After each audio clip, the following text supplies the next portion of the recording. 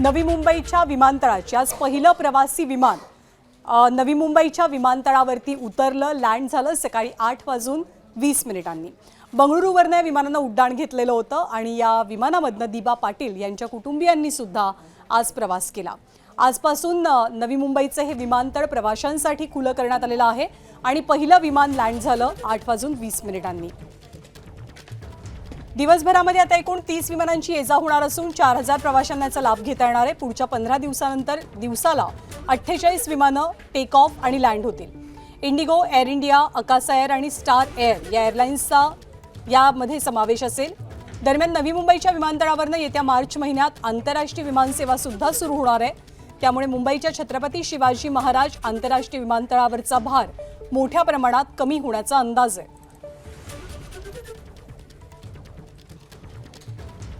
आणि नवी मुंबईच्या विमानतळाला दीपा पाटील यांचं नाव दिलं जावं असा आग्रह पहिल्यापासून धरला जात होता।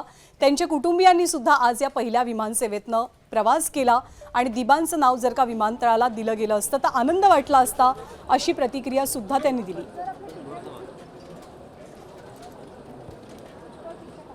आम्हाला अपेक्षा होती आज देतील नाव, पण आम्हाला खात्री आहे देतील, नक्की देतील। पण ते आज दिलं असतं तर जरा जास्त आनंद झाला असता, नक्कीच सगळ्यांचा आनंद आणखीन वाढला असता।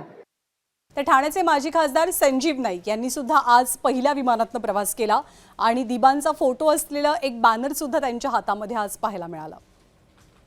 माझ्या हातामध्ये ज्यांचं फलक आहे ते लोकनेते दीपा पाटील साहेबांचं नाव या ठिकाणी लागावं, ही आमच्या सर्व तमाम नवी मुंबईकर जनतेची इच्छा आहे। कायमस्वरूपी चिरकाल नेहमीच राहणार आहे की पहिला प्रवास या नवी मुंबईचा कोण नाही करता आला तर आम्हाला करता आला, परंतु तो दीपा पाटलांच्या नावाने झाला असता तर अजून दुधात शर्करा असा पद्धतीचा योग आला असता। एबीपी माझा, उघडा डोळे बघा नीट।